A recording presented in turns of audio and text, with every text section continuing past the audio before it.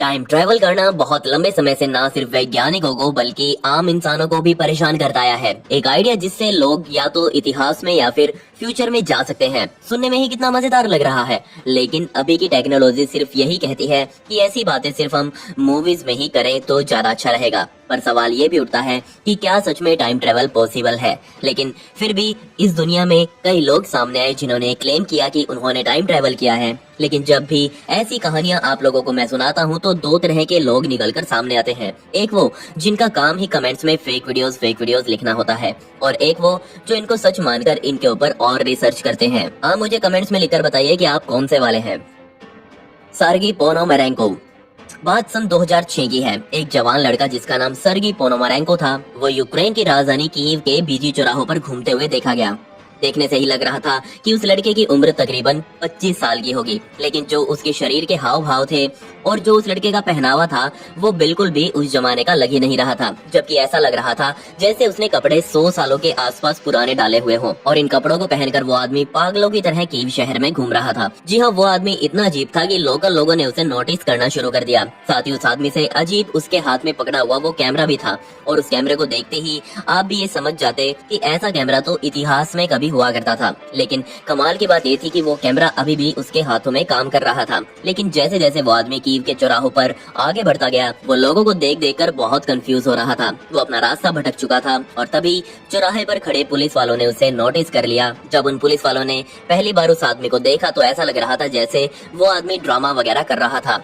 इससे पहले कि पुलिस उस आदमी के पास जाती, वो आदमी खुद पुलिस के पास गया और उसने एक पर्ची पर लिखे हुए एड्रेस का पता पूछा। पुलिस भी हैरान हो गई, क्योंकि जिसका पता वो पूछ रहा था वो जगह कीव शहर से दशकों पहले ही गायब हो चुकी थी। और तुरंत उन्होंने उस आदमी से अपनी आईडी दिखाने को कहा, जिसके बाद उस आदमी ने अपना पर्स निकाला और अपनी आईडी पुलिस वालों को दिखाई। और उस आईडी को देखते ही पुलिस वालों की आंखें फटी की फटी रह गई। इस आदमी की आईडी बहुत पहले ही एक्सपायर हो चुकी थी।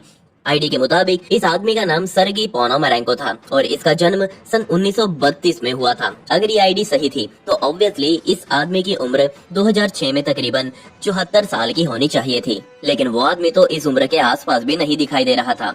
पुलिस वालों ने उसकी मदद करने का सोचा और तुरंत उसे एक मेंटल हॉस्पिटल ले पहुंचे। पुलिस वालों को लग रहा था कि यह आदमी जरूर कोई बाहर के देश से आया है और अब यहाँ आकर ऐसा नाटक कर रहा है। कई डॉक्टर्स द्वारा सर्गी के ऊपर टेस्ट किए गए, लेकिन इसके बाद वो हुआ जो काफी हैरान कर देने वाला था।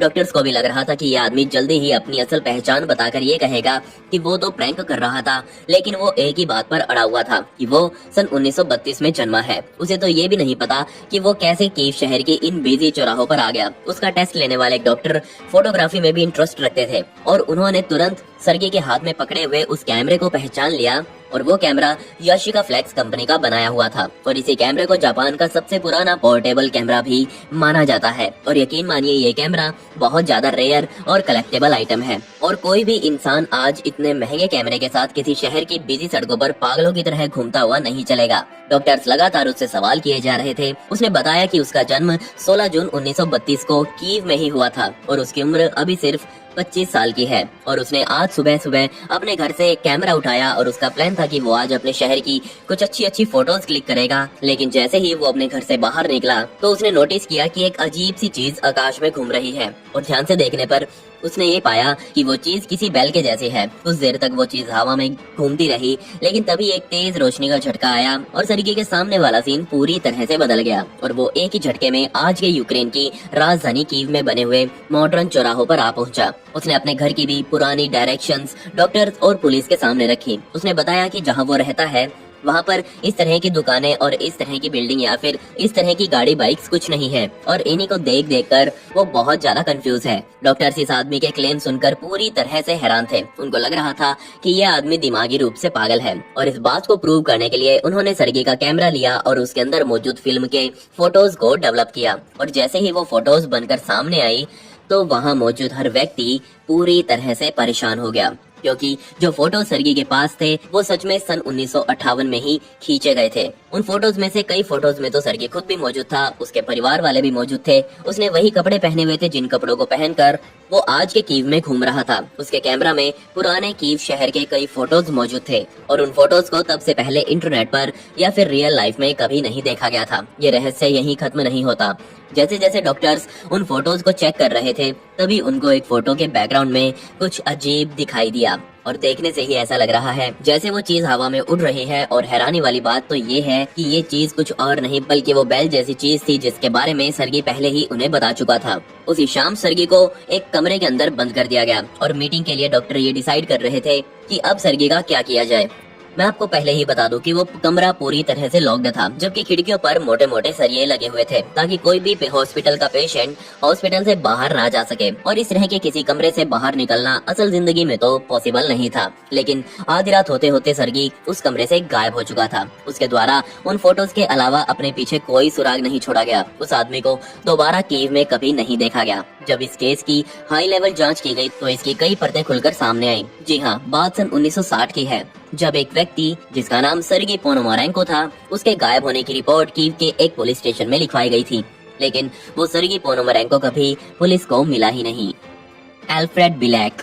सन 1984 में जब फिलाडेल्फिया एक्सपेरिमेंट नाम की फिल्म अमेरिका में रिलीज की गई तो इस एक्शन फिल्म में ऑडियंस को बहुत कुछ देखने को मिला, खासतौर पर वर्ल्ड वॉर 2 के कई यादगार लम्हे। और ये वो समय था जब अमेरिकी सरकार एक बहुत टॉप सीक्रेट प्रोजेक्ट पर काम कर रही थी। उस टॉप सीक्रेट प्रोजेक्ट के अनुसार अमेरिकी वैज्ञानिक सुपरनेचुरल पावर्स को वर्ल्ड वॉर में इस्तेमाल करने वाले थे और ये पॉसिबल करने के लिए नेवी ने एक नई टेक्नोलॉजी बनाई जिसमें उनके पानी वाले जहाज दुश्मन के रडार पर तो दिखेंगे लेकिन वो असल जिंदगी में उन जगह पर होंगे ही नहीं, क्योंकि पलक झपकते ही उनके जहाज वहाँ से गायब हो जाएंगे, जिसके बाद वो जहाज कुछ ही देर में उनकी मनचाही जगह पर वापस प्रकट भी हो जाएंगे। ये बात सुनकर सभी अमेरिका के लोग बहुत हैरान हो चुके थे, क्योंकि ये युद्ध का प्रोजेक्ट कम बल्कि जादूगर का शो ज्यादा लग रहा था।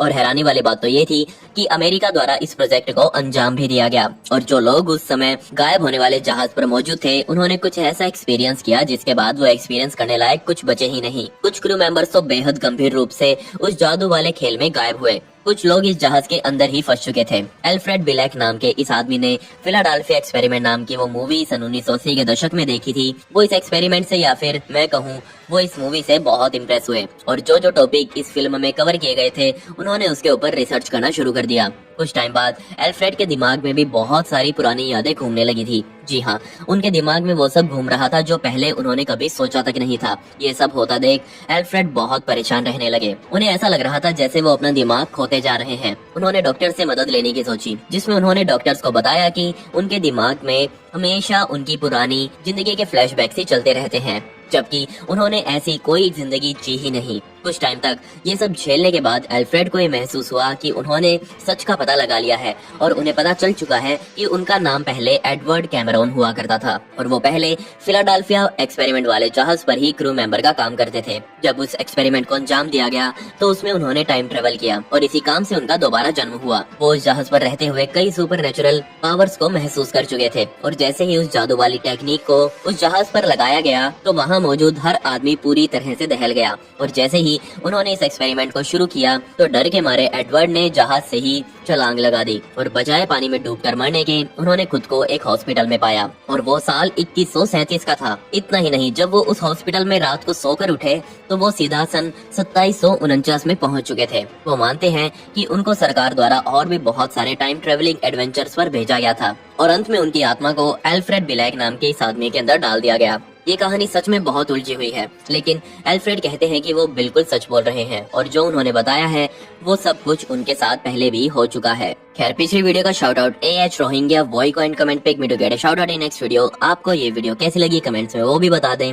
मिलते हैं अगली वीडियो में। ये वीडियो देखने के लिए धन्यवाद।